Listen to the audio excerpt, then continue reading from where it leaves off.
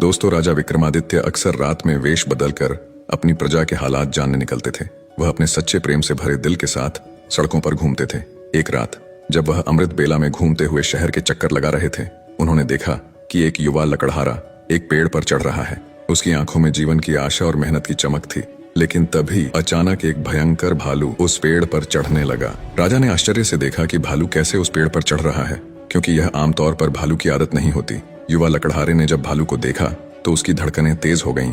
डर के मारे उसने पेड़ की शाखा छोड़ दी और सीधे धरती पर गिर पड़ा। उसकी जान चली गई। वहीं भालू ने पेड़ से नीचे उतरते ही अपनी असली पहचान बदल ली और एक खूबसूरत लड़की का रूप धारण कर लिया। राजा विक्रमादित्य दूर से यह नजारा देख रहे थे। उनका मन जिज्ञासा से भर गया। वह सोचने लगे, यह लड़की अब क्या करेगी। कुछ ही समय बाद राजा के दो सैनिक जो रात की गश्त पर थे वहां पहुंचे। संयोगवश वे असली भाई थे। छोटे भाई की नजर जब उस खूबसूरत लड़की पर पड़ी तो उसने बड़े भाई से कहा, भाई देखो कितनी सुंदर लड़की बैठी है, मुझे तो शादी करनी है।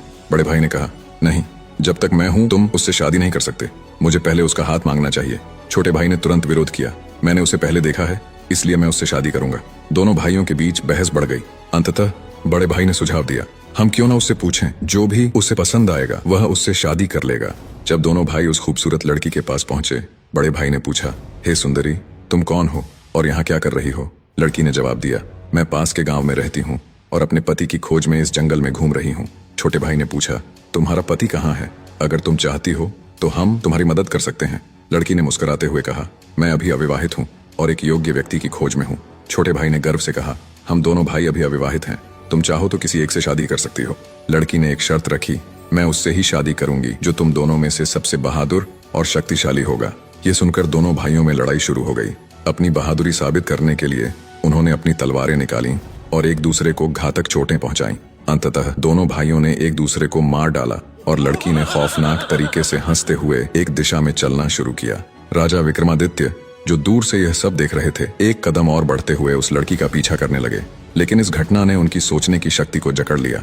सूरज की किरणें धीरे धीरे चमकने लगीं, पर राजा विक्रमादित्य अपनी भूख और प्यास को भूल चुके थे। उनकी जिज्ञासा उस रहस्यमयी लड़की के बारे में जानने की थी। लगभग 200 कदम चलने के बाद राजा विक्रमादित्य की आंखें फिर से चौंधिया गईं। अब उस खूबसूरत लड़की ने अपना रूप बदलकर एक जहरीले नाग का रूप धारण कर लिया। वह नाग तेजी से आगे बढ़ा। नाग ने एक नदी के किनारे पहुंचकर कुछ क्षण रुका और फिर अचानक नदी में कूद गया। राजा विक्रमादित्य उस किनारे पर खड़े होकर यह सब देख रहे थे। थोड़ी ही देर में नाग ने एक नाव पर छलांग लगा दी, जिसमें लगभग 20 से 25 लोग सवार थे। जैसे ही नाग ने नाव में प्रवेश किया, वहां अफरा तफरी मच गई। लोग अपनी जान बचाने के लिए नदी में कूद पड़े। जो तैरना जानते थे वे तैरकर किनारे तक पहुंच गए और जो नहीं जानते थे वे डूब कर मर गए। कुछ समय बाद नाग फिर से नदी से बाहर आया और नदी के किनारे चलने लगा। विक्रमादित्य ने उस नाग का पीछा करना जारी रखा। कुछ दूर जाने के बाद राजा विक्रमादित्य ने फिर से देखा कि वह नाग एक वृद्ध ब्राह्मण के रूप में बदल गया है। राजा ने सोचा, अब यह सही समय है इस रहस्यमय प्राणी से जानकारी प्राप्त करने का। विक्रमादित्य तेज कदमों से उस ब्राह्मण के पास पहुंचे और हाथ जोड़कर नमस्कार किया। वृद्ध ब्राह्मण ने भी हाथ उठाकर अभिवादन स्वीकार किया और आशीर्वाद दिया। राजा विक्रमादित्य ने वृद्ध ब्राह्मण से पूछा, हे ब्राह्मण देव, तुम कौन हो।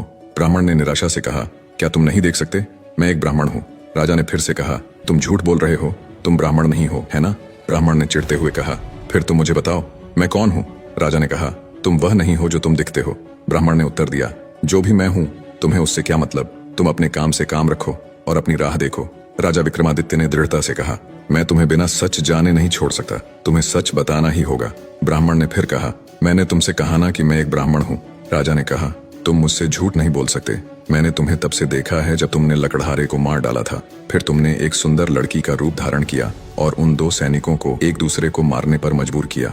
फिर तुम जहरीले नाग में बदल गए और नदी में कूद पड़े। तुमने नाव पर सवार लोगों में अफरा तफरी मचाई। अब तुम एक वृद्ध ब्राह्मण के रूप में हो। सच सच बताओ, तुम कौन हो।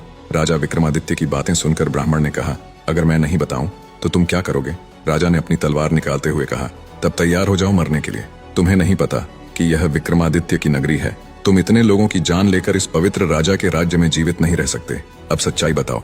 ब्राह्मण ने राजा की इस प्रशंसा पर जोर से हंसते हुए कहा, मुझे पता है कि यह शहर सम्राट विक्रमादित्य का है और तुम वही विश्व प्रसिद्ध सम्राट हो। फिर भी एक बात जान लो, तुम मुझे नहीं मार सकते। एक दिन आएगा जब मैं तुम्हें मरने पर मजबूर कर दूंगा। राजा विक्रमादित्य उसकी बातों को सोचने लगे। जो इस भेष में भी मुझे पहचानता है वह साधारण व्यक्ति नहीं हो सकता। फिर उन्होंने थोड़ी विनम्रता दिखाई और कहा, अब जब तुमने मुझे पहचान लिया है, कृपया मुझे बताओ कि तुम सच में कौन हो। ब्राह्मण ने कहा, तुम एक राजा हो और राजहट पर अड़े हुए हो, इसलिए मुझे तुम्हें सारी बातें बतानी पड़ेगी, मगर तुम मेरी बातों में विश्वास नहीं करोगे, इसलिए सबसे पहले मुझे तुम्हें बताना होगा कि मैं कौन हूँ। तो हे राजा, ब्राह्मण ने कहना शुरू किया, अब ध्यान से सुनो कि मैं कौन हूँ और तुम्हारी राजधानी में क्यों आया हूँ। मेरा नाम काल है। तुम जानते हो कि इस दुनिया में जन्म लेने वाले सभी जीवों की मृत्यु निश्चित है, इसलिए इस भूमि को मृत्यु लोक भी कहा जाता है। जब कोई जीव माँ के गर्भ में आता है तो सब कुछ बनने के बाद आत्मा उसमें प्रवेश करती है और जीवन जागृत होता है। इसी समय उसके मृत्यु का समय, स्थान और परिस्थितियां भी सृष्टिकर्ता द्वारा निर्धारित की जाती हैं। हे राजा, ब्राह्मण ने आगे कहा, तुम जानते हो कि चित्रगुप्त हर जीव की जीवन और मृत्यु का रिकॉर्ड रखते हैं। जब किसी जीव की मृत्यु का समय आता है तो वह धर्मराज को सूचित करते हैं। अब चूंकि सभी जीवों की मृत्यु और मुक्ति का विभाग भगवान शिव के पास है, इसलिए धर्मराज भगवान शिव से अनुमति मांगते हैं कि उस जीव को मृत्यु दी जाए। जब भगवान शिव अनुमति देते हैं तो धर्मराज मुझसे यानी काल से कहते हैं कि जाओ और उस व्यक्ति की जान ले लो, तब मैं इस मृत्यु लोक में आता हूँ। ब्राह्मण ने अपनी बातें जारी रखी, मुझे पता होता है कि कौन जीव कब, कहाँ और किन परिस्थितियों में मरेगा। मैं उस जीव को निश्चित स्थान पर निश्चित समय पर पहुंचाता हूँ जहाँ उसकी मृत्यु लिखी गई होती है। मैं वही परिस्थितियां और स्थिति बनाता हूँ। हे राजा, ब्राह्मण ने कहा, मैंने उस लकड़हारे को नहीं मारा। राजा विक्रमादित्य ने कहा, तुम फिर से झूठ बोल रहे हो। मैंने अपनी आंखों से देखा कि तुम उस लकड़हारे की मृत्यु का कारण बने। ब्राह्मण ने कहा, बिल्कुल, मैं कारण बनता हूँ, लेकिन भौतिक लोग सोचते हैं कि लकड़हारा पेड़ से गिरकर मर गया और फिर मुझे धर्मराज के आदेश का पालन करना होता है। उसकी मृत्यु पेड़ से गिरने के कारण लिखी गई थी, इसलिए मैंने एक रूप धारण किया और वही परिस्थितियां उत्पन्न की ताकि वह उस घटना का शिकार हो जाए। सोचो, ब्राह्मण ने समझाया, अगर मैं असली रिच होता तो क्या वह कभी पेड़ पर चढ़ पाता? वह कभी नहीं चढ़ सकता था, लेकिन मैं वहां था और मेरे लिए कुछ भी असंभव नहीं है। अगर हम उन सैनिक भाइयों की बात करें तो मैंने उन्हें भी नहीं मारा, क्योंकि उनकी मृत्यु एक दूसरे के हाथों लिखी गई थी। इसलिए मैंने उनके लिए एक सुंदर लड़की का रूप धारण किया। नाव में जो कुछ लोगों की मृत्यु डूबने के कारण हुई, उनकी मृत्यु भी इसी तरह लिखी गई थी। इसके लिए मुझे भयानक नाग का रूप धारण करना पड़ा और उस नाव में जाना पड़ा। ब्राह्मण ने राजा की ओर देखा और कहा, हे राजा, मुझे लगता है कि अब तुम समझ गए होगे कि मैं कौन हूँ और क्यों आया हूँ, और तुमने यह भी समझ लिया होगा कि समय, स्थान और परिस्थितियों का भौतिक जीवन में कितना महत्वपूर्ण रोल होता है। राजा विक्रमादित्य ने काल के रूप में उपस्थित बूढ़े ब्राह्मण की बातें ध्यान से सुनी और उनके चेहरे पर गंभीरता छा गई। काल ने कहा, हे राजा, अब मैं जा रहा हूँ। राजा विक्रमादित्य ने विनम्रता से कहा, हे कालदेव, आपने मुझे बहुत अच्छी जानकारी दी है, जिसके लिए मैं आपका धन्यवाद करता हूँ। कृपया जाने से पहले मेरा एक और सवाल का जवाब दें। काल ने कहा, पूछो, जो भी पूछना है जल्दी पूछो, क्योंकि मेरे पास यहाँ रहने का ज्यादा समय नहीं है। राजा ने पूछा, कृपया बताएं कब और कहाँ और कैसे मेरी मृत्यु होगी। कालदेव ने उत्तर दिया, हे राजेंद्र, मैं तुम्हें बता सकता हूँ कि तुम कहाँ और कैसे मरोगे, लेकिन कब मरोगे यह नहीं बता सकता। राजा विक्रमादित्य ने आश्चर्य से पूछा, हे कालदेव, मृत्यु का समय बताने में तुम्हारी क्या आपत्ति है? काल ने गंभीरता से कहा, हे राजा, अगर मैं तुम्हें समय पहले से बता दूं तो तुम इसी पल से चिंता करने लगोगे, और तुम जानते हो चिंता चिता के समान होती है। अभी तुम्हें अपने शासन में कई शुभ कार्य करने हैं और लोगों के कल्याण के लिए महान कार्य करने हैं। राजा विक्रमादित्य ने संतोष से कहा, ठीक है, अगर समय नहीं बता सकते तो कम से कम मुझे बताएं कि मैं कहाँ और कैसे मारा जाऊंगा। काल ने कहा, सुनो राजन, तुम्हारी मृत्यु तुम्हारे अपने महल में सीढ़ियों से फिसलकर होगी। यह सुनकर राजा विक्रमादित्य की आंखें चौड़ी हो गईं। काल ने अपनी बात कहकर तेजी से एक दिशा में चलना शुरू किया और कुछ दूरी पर वह अदृश्य हो गया। अब तक सूर्यदेव भी अस्त हो चुके थे और चारों ओर अंधेरा छा गया था। राजा विक्रमादित्य अब शारीरिक और मानसिक रूप से थक चुके थे। अपने मन में गहरी सोच के साथ उन्होंने तेज कदमों से अपने महल की ओर बढ़ना शुरू किया।